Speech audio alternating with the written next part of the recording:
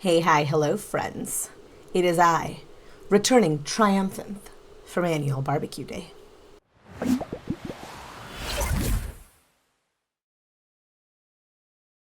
So, as you guys know, I'm recording this on the 4th of July. We just had a barbecue. That's why my lipstick is a little worse for wear. I'm a little bit more greasy chicken style. And I figured now would be the perfect time to come and finish talking about AmberLynn. So, let's get into it. Are you going to get your driver's license now? No, I'm not. I'm not. Thank God for the good old Uber. Can you answer me this? If you lose the weight and get down to a size where you can do things, would you? What do you mean by do things, though, first of all? Like walk in a store for 500 hours? I'm talking about driving. Okay, so a couple things here. This clip has been making the rounds. You can obviously tell that Becky is no longer comfortable presenting an alternative narrative of how Amber's life actually is. Amber is very highly limited by what she can do due to her weight, right? You can say whatever you want, but she can't fit into a movie theater seat anymore. She can't fit into a parlor chair to get her hair done, to get her nails done. She can't go on a plane, ride on most rides. Like, there's a ton of stuff that Amber cannot do simply because of how big she is. So the fact that Amber is sitting here talking about, oh, what do you mean by do things? It's obvious what she means by do things. In this case, she's referring to a car, but in general, do things, you know, as in move, get up, walk around, be active. You know, just engage in regular everyday life, stuff that you and I would take for granted, right? Like, I can go to a restaurant and I don't have to think about, oh, can I fit into a booth? Do I need to ask for a chair? If I sit in that chair, will that chair be able to support my weight? Will I be able to scoot the chair backwards and still have enough space to sit there comfortably? Will my stomach press into the sides? If the chair has handles, will I be able to fit my butt into it, or will it hurt my sides? You know, all of these things are things that fat people will have to think about, right? And she does. She has to think about it, and a lot of times she's limited by what she can do. And I know, I understand. I felt that humiliation sometimes of like, oh, I'm going to have to do this thing, and it's going to look so much worse because of my shape, right? Like, for example, I always feel very self-conscious at the beach. So I can understand how she feels, especially if she has to go out in public and she's seeing all these other people engage in these day-to-day activities and she can't. I think that's part of the reason why she tends to hide away from everyone and not even try and engage in these activities. But what Becky is saying right now is not false at all. So the fact that she's treating it like Becky is somehow like making a situation out to be what it's not and throwing back with like walk in a store for 500 hours. No. But how about walk in the store for 25 minutes? Can you do that? Because at this point, I don't think you can. She's shown us that the longest that she can walk is like 3.5 minutes. That is ridiculous for an able-bodied person. And she is, right? I mean, I understand that disabilities are not something to be made light of, but Amber is choosing to be disabled. That is a huge difference from someone who does not have a choice in the matter. And that's why it's so frustrating. There are people who would give anything in the world to be able to live life the way that they choose, right? The way that everybody else lives. And they don't have that option available to them. Amber has that option available to her. And she has the means to make that happen. And she still chooses to live this way. And that's what's so frustrating about the situation. So even occasionally when she complains about, oh, my back hurts, this hurts, that hurts, it's very hard to extend to her kindness when she's purposefully choosing to live like this. How can I feel bad for you when you obviously don't care? And if you obviously cared, you would have done something about it by now. So this like passive aggressive way of walking the store for 500 hours, it really rubbed me the wrong way when I saw this clip. Because Becky is just being truthful here. I could drive now. Could I? Yeah, I think I could. Oh, the haters are gonna love. It's because, AmberLynn, I'm thinking in my head, have you ever drove a car? Yeah, when I was with Crystal, I did. How'd that go? I fit just fine. I'm not talking. So, a couple of things here. Yes, I guess you could say that the haters loved it, but that's because I've said before several times, AmberLynn tends to essentially edit her personality and her actual life away to almost nothing to avoid what she perceives as criticism. And in its place, she replaces it with half-truths and misconstrued narratives so that we can potentially construct a better narrative of what's going on in her life. And when we do construct that better narrative and it turns out to be false, you can say, well, I never said that, right? And I said before, I think Amber is quite cunning. I think she's quite manipulative and she's good at it. I don't think Chantel's good at it, but I think Amber's quite good at it. And when we see her like this, when she's laughing, she is obviously not happy, right? Ooh, my background is swaying. Okay, let me push that back a little. She is obviously not happy. She is definitely very mad. You can see it in the way that she's reacting. You can see it in that obviously fake laugh that she has, right?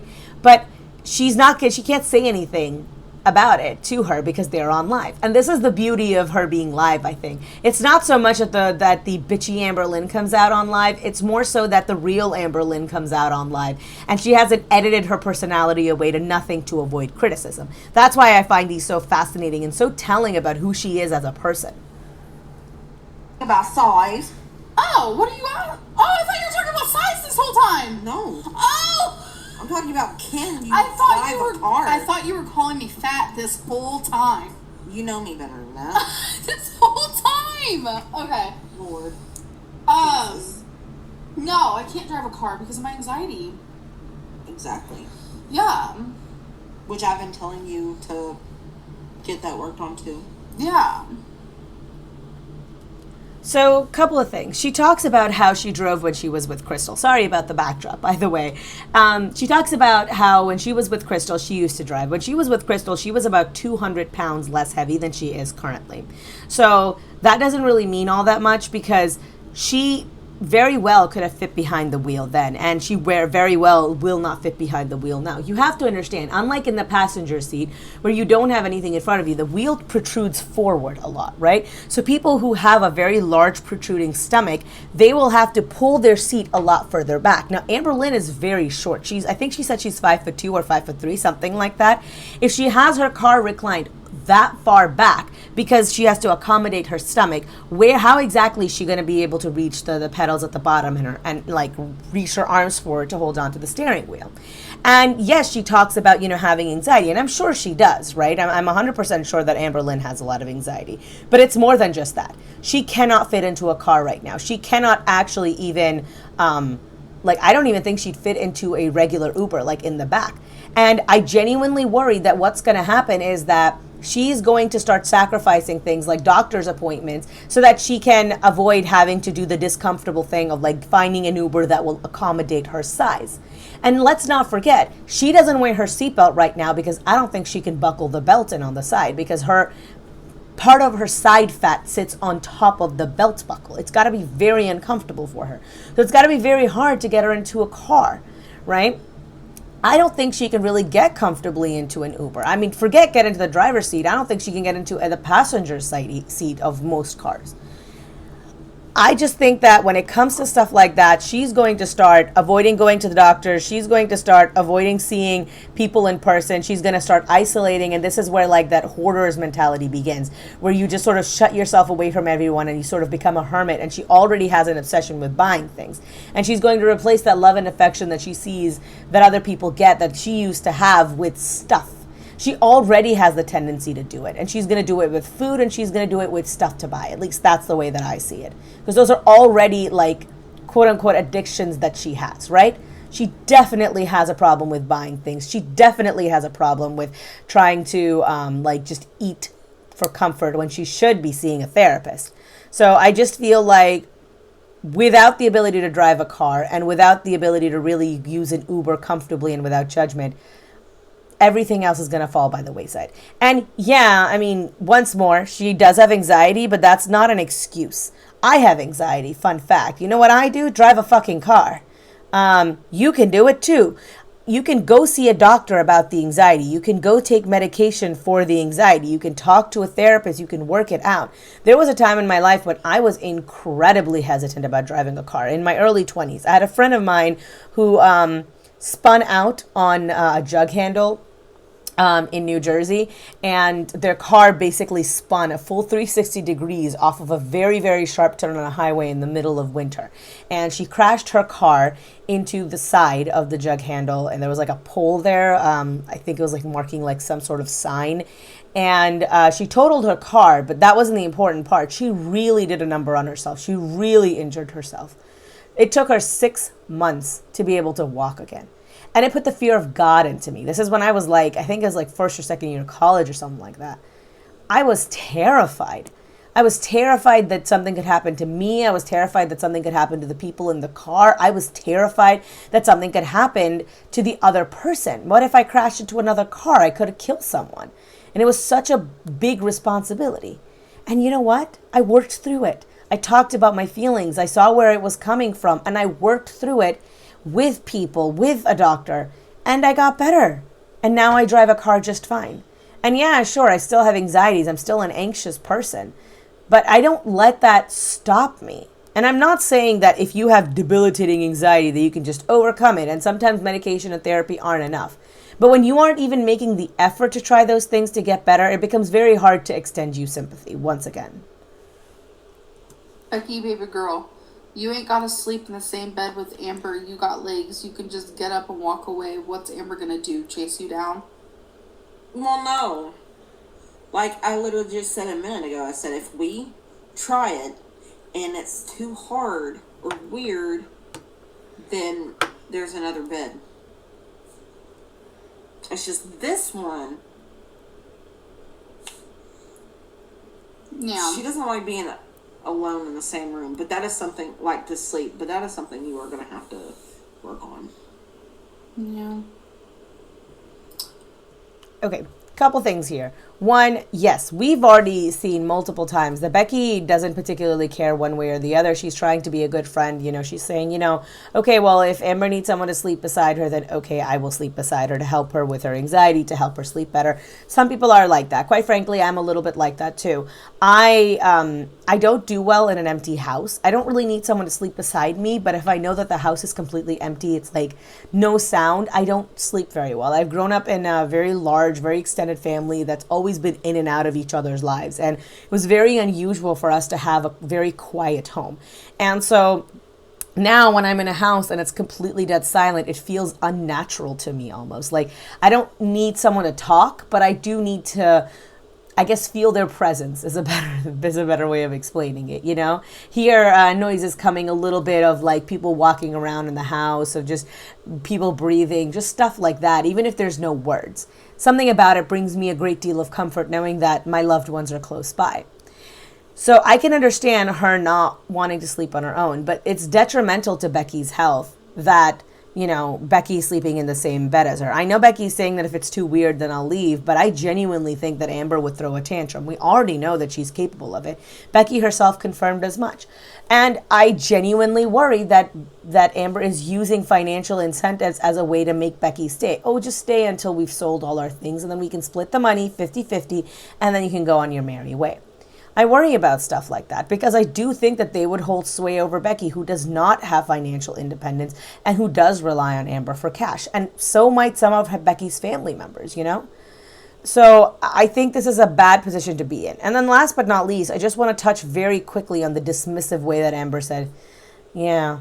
The way that she said that says to me that she hasn't even considered the possibility that this is something that she should work on, that she should talk to someone else about, that she should go to therapy for, that she should really deal with this. I think that Becky and Amber have discussed it in so much as Becky has said, you should do this thing, and Amber has just sort of dismissed her concerns so they can drop the subject and move on to something else, right? That's not a healthy way of actually addressing anything.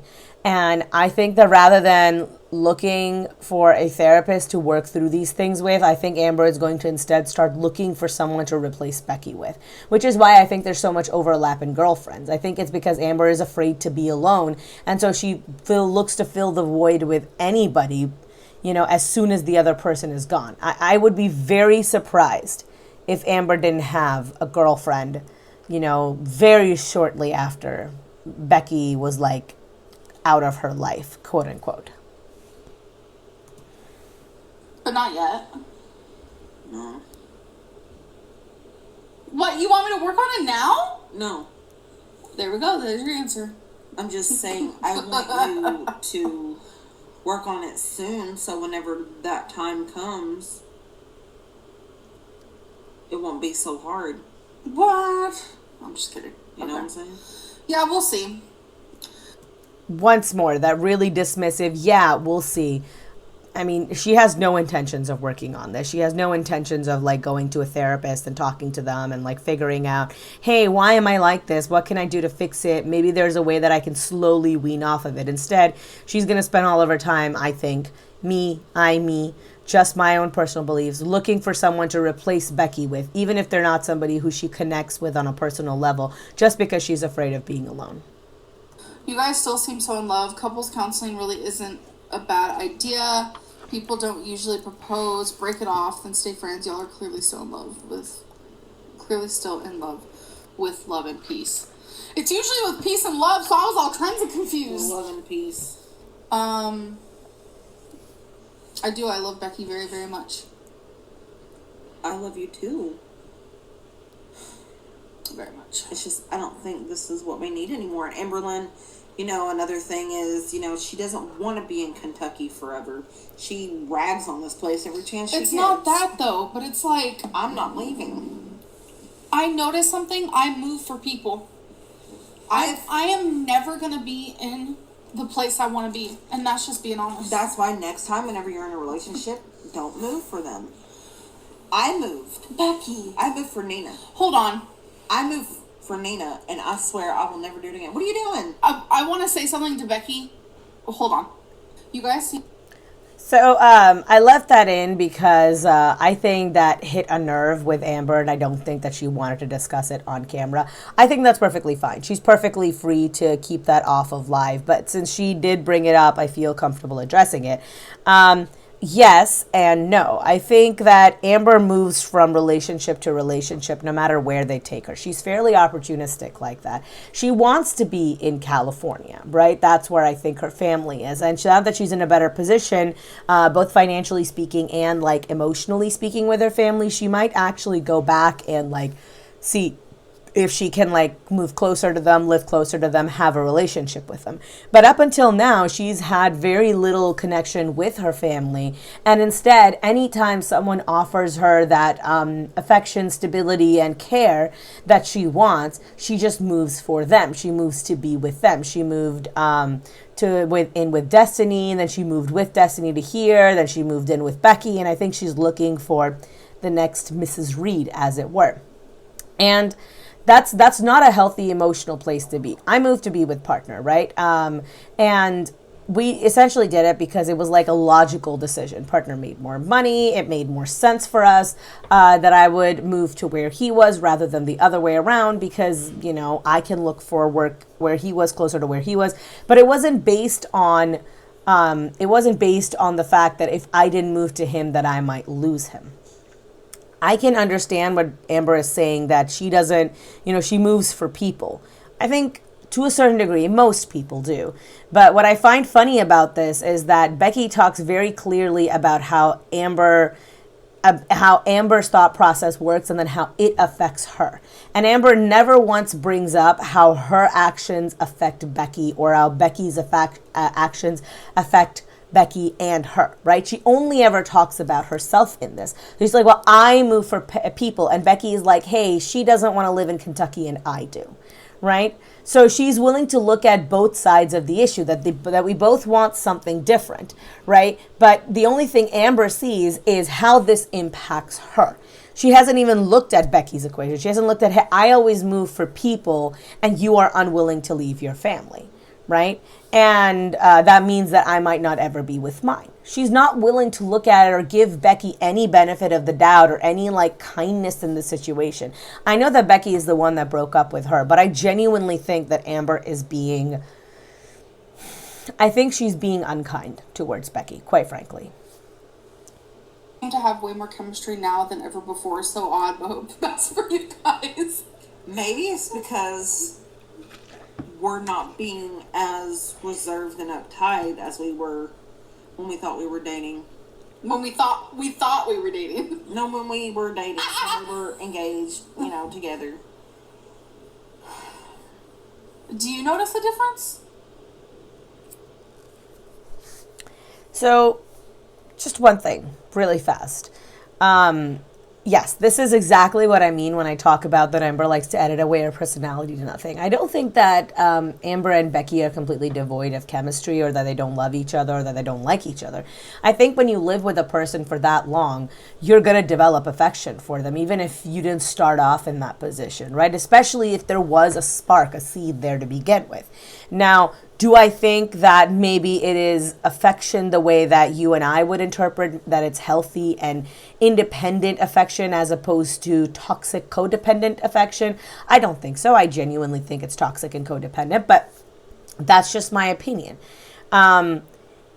When they are on video together, Amber is the one who's doing all the editing. And I think that in an effort, once more, just like with her own personality, to insulate herself from criticism, or to, I don't know, construct a false idea of what their relationship is like, she tends to edit away all aspects of both her and Becky's personalities. Now, if you guys have ever read like bad fiction, bad stories, you'll know that they have a habit of making one character very, very perfect, like beyond reproach perfect. Even when they do something wrong, it was because it was for a good reason or something like that, right?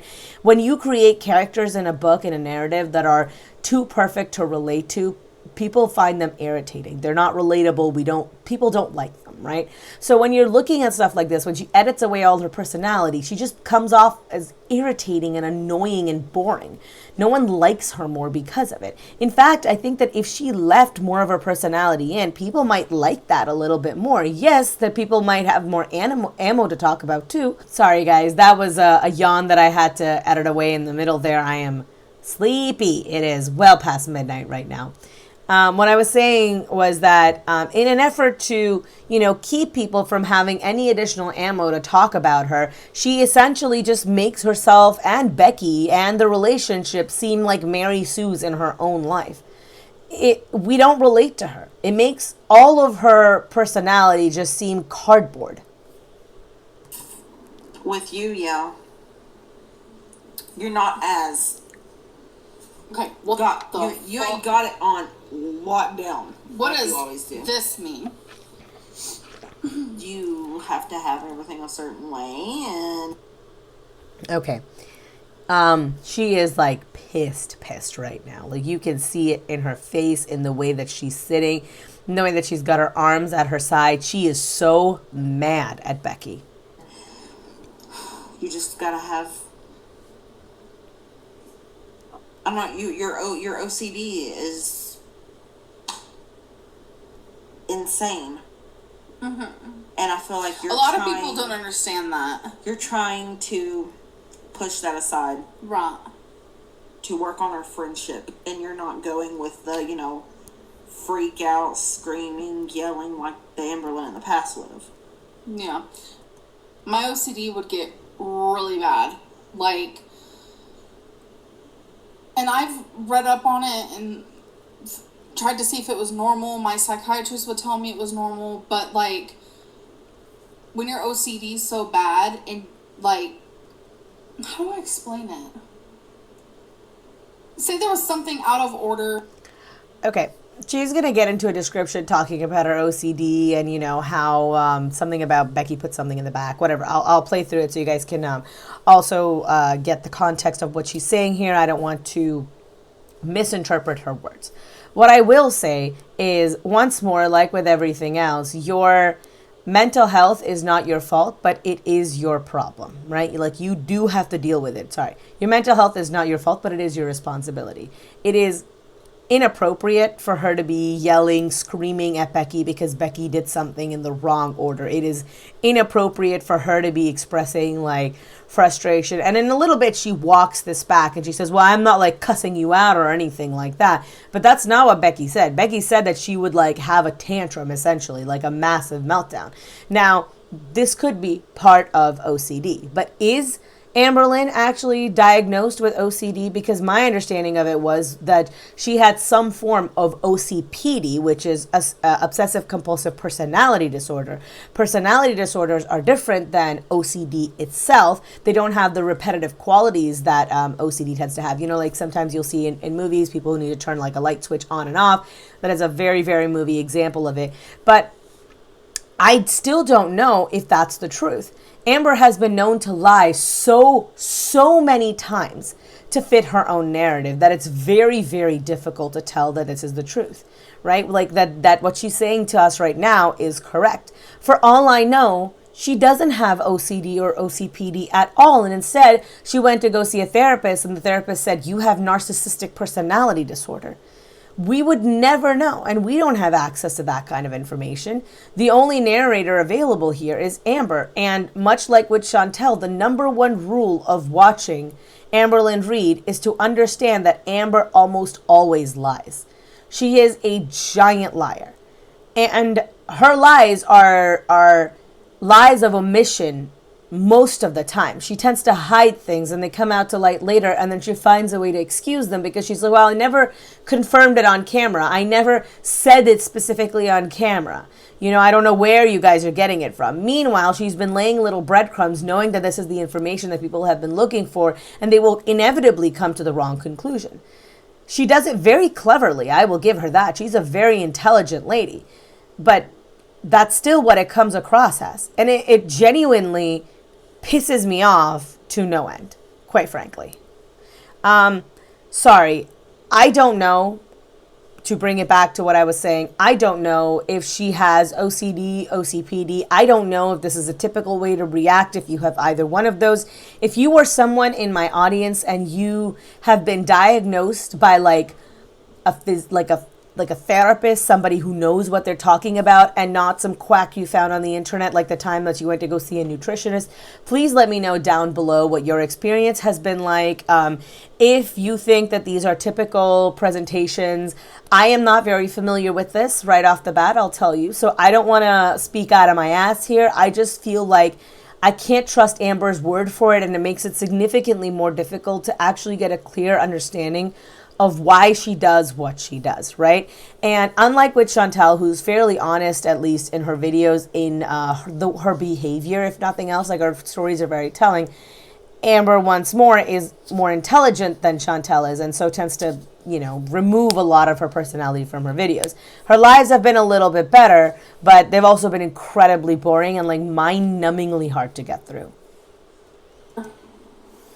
Or something. And there was no way for it to get fixed, or like Becky did it wrong because like an OCD thing, like you can look this all up. I know it's confusing to people who don't have OCD. I would freak out. Like it really, like something inside of me, like I don't know how to explain it. Remember that one time we went grocery shopping and I put everything in the trunk and everything, and there was just something sitting on top of something. And AmberLynn saw it, and she's like, move that. You gotta move that right now. And I'm like, nah, it's okay. I shut the trunk, got in the car. We were sitting in the car. She's like, can you please just go move that right now? Please, I can't stop thinking about it. And I'm like, it's not squishing it. And you're just like, I don't care. Can you please go move that? Mm-hmm. So I had to get back out of the car, open the trunk, and move it. Yeah. It's not like I scream at her like, stupid bitch. No, it's just like, oh my God, like. Yeah. See, this is what I mean. She's trying to walk the comments back. Well, we heard what Becky said, right? And I don't think Becky's going to correct her if AmberLynn does actually scream and yell at her like that. I think Becky would just let Amber say whatever. Because fundamentally, in just a short period of time, Becky is no longer going to be part of Amber's channel. She's very free to move along. So why even bother? And once more, this is me looking at it very cynically, right? Like, Becky probably does have a good amount of emotion, love, attachment, all of that good stuff towards AmberLynn Reid. So I get that. I just don't think that either one of them is being very truthful right now. I do actually think that Amber tends to have like massive tantrums, and like she might not call people stupid bees, but I do think she's very comfortable with manipulating their thoughts, feelings, and emotions, and perhaps using negative incentives to get them to do what she wants. Yeah, I think you might have worded that wrong. It did sound kind of crazy. I'm just saying you do. Isn't that like a form of gaslighting? Like, Becky said what she said. Amber saying, well, you worded it wrong because people are going to assume that you meant something different, so maybe you should change your wording. Now, she didn't say that second part out loud, but she's definitely implying here that maybe you should correct people for the record that I don't, like, scream and yell at you, when that is pretty much exactly what Becky said, that you scream and yell at me when something isn't happening exactly the way that you want. You do things... And it's just like, I try to tell you, AmberLynn, there's no significance to it. It's not going to hurt anything. But it's, like, so significant to me. It feels like the end of the world. Like, I don't know how to explain it.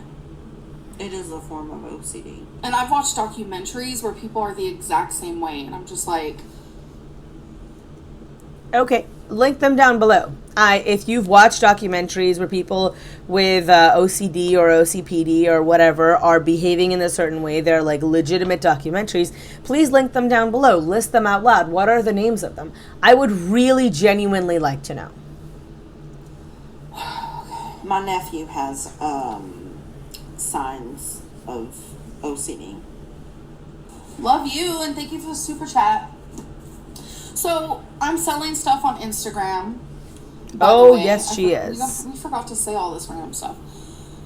I am selling stuff on Instagram, and I sold 2 books. The shipping for the 2 books, one book was $11 to ship. The other book was $11 to ship. Please tell me how. Please tell me how. So I was going to sell this book, right? This was $10.99 when I bought it. So I paid less for this book than it would cost me to ship. So I can't even sell this book to anyone and ship it because I wouldn't even make money. I'd be losing money. It's like it's not even worth it. This is so fucking stupid. This is why I recommend that she get a Kindle and then she like either rent all of her books from the library or like buy her books on the Kindle as a Kindle app. This way you don't have to like a Kindle purchase. This way you don't have to worry about like having physical copies of books. Books are heavy. They are made of paper. You have to kill a lot of trees to make books, right?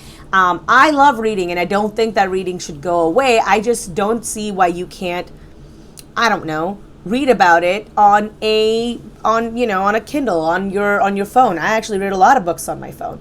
I think that is a perfectly acceptable way to read books. I think the way that she's behaving is sort of really stupid. Like, use your brain for a second, ma'am. When bookstores such as Chapters, is Chapters still a thing? Do they still exist? I don't know. I haven't been to a real bookstore. How about Barnes & Nobles? I know Barnes & Nobles still exists. So if Barnes & Nobles wants to buy a book, say that J.K. Rowling decides that she's going to make the 474th Harry Potter book and she wants to release it. Barnes & Noble will buy entire crates of it and they'll ship it through different means, very slow means, such as, water travel, like on ships and stuff. And they'll ship from, I don't know, UK. I don't know where these books are printed, but wherever. And they'll get here over a course of, fairly long, and they'll get to the warehouse. And then from the warehouse, they'll put it in a big truck that's going to deliver a bunch of other stuff or potentially a bunch of other books. And then it's going to get here. And when all of that is said and done, you're delivering a bunch of things to one address and the cost is split between all of those things. When you deliver one book to one person, you're taking this book that's heavy and you're making one person do a lot of labor to get it to this one individual human person. The cost of all of that shipping that was amateurized across all of those books that shipped is now no longer being amateurized. It's being carried basically just by one book. And yeah, it's a small book, but that's a hefty price to pay, especially because your mailman has to go to several other mailboxes to drop off several other things. It's bad all around. She's not going to get a lot of money for it like this. I genuinely think rather than trying to sell her junk on Instagram, she should have like a yard sale. I'm sure Becky's family has a lot of space where they can do something like this. She should put all of her stuff up, sell as much of her stuff as she wants. And then once she's done, I think that she should go ahead and just donate the rest. Whatever people don't want to buy, she should donate it, get a receipt from Goodwill, and just claim it on her taxes. That is the best that she can hope for. And genuinely, I don't even know if AmberLynn has a tax person. Like, I worry about her being audited by the IRS. I know that's so silly of me, but I do. Given how, like, irresponsible she is with the rest of her life, I wouldn't even be surprised by that. It's so weird. And I'm just like, what the fuck? But then, like, a book like this, where I paid $17,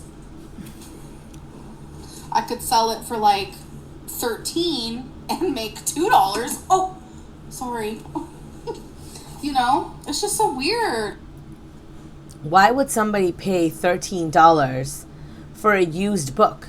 If you go to a used bookstore, or like I go to thrift stores all the time. One of my favorite things to do when I travel is to go to thrift stores, secondhand stores, wherever I am, and buy like cookbooks. Because a lot of times when you buy a secondhand cookbook, people will have left like comments and stuff in the margins. I love going through that. I love going through stuff like that because it gives you so much more idea, like so many more ideas of how to cook a recipe, right? Like I've gotten books. I got this one Greek book that I got when I was in Nevada, and it's Greek recipes in there, classic Greek recipes in there. And there's like really interesting notes. Like there was like a recipe in there for a roasted pistachio hummus, and it's delicious. Right? Someone said, you know, you could roast pistachios and you could replace it with a little bit of the tahini. And I tried it and it was so good, you know? And there's like little notes like that all throughout the book, right? They'll just be like, replace with X, you know, an X amount, or do this instead, or dice them like this instead. And it's so helpful. It does kind of make me feel like I'm Harry Potter in the Half-Blood Prince. But fundamentally, I like that because I get a whole bunch of additional information of someone else who's tried it. You could do something like that. If she likes reading so much, why not go to secondhand stores and pick up books from there rather than paying full price for a brand new book, killing a bunch of innocent trees, and on top of that, now collecting stuff that has no resale value. And honestly, I wonder what she's been doing with all the other books. Has she just been hoarding them in her room? She says she reads so much. Say if she buys like 12 books and she reads all of them, and then she goes out and she buys another 12 books the next month, is she just keeping all of those books? It's been 6 months. Has she just been accumulating like 36 books in her room? That seems like a hoarding problem. This is why, once more, Kindle, please buy ebooks. I support literacy. I just support literacy in a way that doesn't harm the environment. Support authors, buy books, you know, the whole shebang. Read as much as you possibly can, but please, for the love of God, do it in a sustainable manner. And if you really do want hard copy books, like fucking libraries are a thing that exists. She lives in Lexington. I'm sure they have at least one. So I think that this video is fairly telling about the kind of relationship that Becky and Amber actually had. I think that they've been trying very hard to keep everything under wraps. And Becky says as much in the beginning that she's been giving it a lot of thought. She's been thinking for a while. And I genuinely think that the reason that Becky proposed and the reason they were engaged for a while was because they were trying to put a Band-Aid on something. Some people decide to have a kid. Some people decide they should make the commitment stronger. And they think that will make it work when what they had before wasn't quite working, right? And sometimes the additional stress of having to plan an entire wedding can also break a person. Genuinely, if there's ever been one point where I thought, you know, partner and I wouldn't make it, it was during the planning of the actual wedding. It was stressful like you wouldn't believe. But this also does contextualize some things that happened in the past in a different light. You guys remember, of course, the infamous Vlogmas, where she had those presents that she'd gotten for Becky for every day of the week. And I remember thinking at that time that it reminded me of the Christmas before her and Destiny broke up. And now she'd gotten Destiny that huge amount of presents. And now everybody that I watched at the time was talking about how she was trying to win Destiny's love back, how she knew that Destiny was going to break up with her. So she bought her all of these things in hopes that it would keep Destiny entertained in her, keep Destiny engaged with her, keep Destiny, I don't know, in her, keep her just close to her, right? That if she couldn't have her love, then maybe she could buy her affections. And this now seems very similar to that, right? Now this Vlogmas that she had essentially bought Becky a present for every single day of the week, it comes across to me feeling like she was trying to buy Becky's affection back. That maybe she had noticed that Becky was no longer quite as interested. And we all noticed for quite a while that was no longer appearing in Amber's video. I had mostly attributed that to the loss of her mother and then the subsequent trauma that happened there. But now I can't help but feel that maybe it was more that, you know, she had the loss of her mother. She had this whole thing happen. She saw how AmberLynn had treated her mom, and it put a strain on their relationship. And Amber could feel it. Amber tried to keep Becky entertained, tried to win her back, tried to financially incentivize her by pushing out her sometimes good, sometimes bad, I think it's an Instagram account, to get her to do more, you know, paid artwork. And I think at the end of the day, none of that worked, right? Because when you lose a loved one like that, the family that you have remaining becomes all that much important. And I mean, Becky's mom wasn't that old. To have lost her to cancer is absolutely heartbreaking. So I can understand how Becky losing someone she held so dear would make her hold on to the rest of her family even more. And honestly, I can also understand how that would make Amber want to hold on to whatever she has of hers. And I think that's what it ultimately ended up breaking them apart. And I think Amber kept hoping that she could convince Becky to move with her, that, you know, she could convince Becky to leave her family if she could just buy her the right things, offer her the right incentive, you know, just have the right amount of money. Then maybe Becky wouldn't think about that. Maybe she would miss her family less. And ultimately, I don't think that would ever have been true for Becky. Not to say that Becky wouldn't have liked those things. Not to say that maybe there isn't an amount that Amber could have used as leverage to get Becky to stay. But I don't think that there was very many options available to Amber that were within her means. And I think that Becky values her family and her life too much to throw it away for anything less than the absolute deepest desire of her heart, as corny as that sounds. Anyway, that's all I have to say about this matter. Sorry, I've ended up making like 2 hours worth of content from what is essentially just like 20 minutes out of like a 2-hour live that I edited down. I'm going to try and be less verbose in my videos going forward because I do want to make these at a slightly more rapid pace. I'm hoping that you guys are still enjoying this format. I hope that you watched part 1. If you haven't, please go check out part 1. As always, if you guys like this video, please give me a thumbs up. If you hated it, please give me a thumbs down. I respect everybody's opinions here. Leave me a comment down below if there's something you'd like me to really know. Subscribe if you haven't already subscribed. Hit the notification bell down below and hit all if you want to know when I upload any videos right away. I've got all my social medias linked down below. I've got Instagram, Twitter, and Patreon. Think of Patreon as a tip jar for the internet. So if you like the job that I'm doing here and you would like me to continue, consider tossing a few coins in my direction. Genuinely, patron support means so much to me. I use everything the patrons give to me to contribute directly back to this channel. Software I'm using to edit my videos, software I'm using for mirroring purposes, all of the 3 lights that I have here that are keeping me looking not horrifying because I'm filming at like 1 a.m. right now at night. The backdrop that you see behind me, this chair that I'm actually sitting on because I needed a chair. I was using a kitchen chair before and it was giving me back pain. The mat that I have underneath here that I'm keeping for rolly purposes. All of this stuff is a setup that I have specifically because of kind patrons.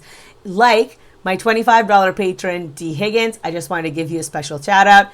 Thank you so much, girl. If any of you want to become patrons, the link is always down below. And as always, I'm Jasmine, the sequel, and I am not relatable. Peace. A special thank you to my patrons, Acrophobe, Ariel M, Christina, Courtney EP, Wild Rose, Santhal, Jam Beans, Lauren Chris, Debbie Elliott, Juliet Q, Just a Jude, Kate O, and a special thank you to my $25 patron, D. Higgins.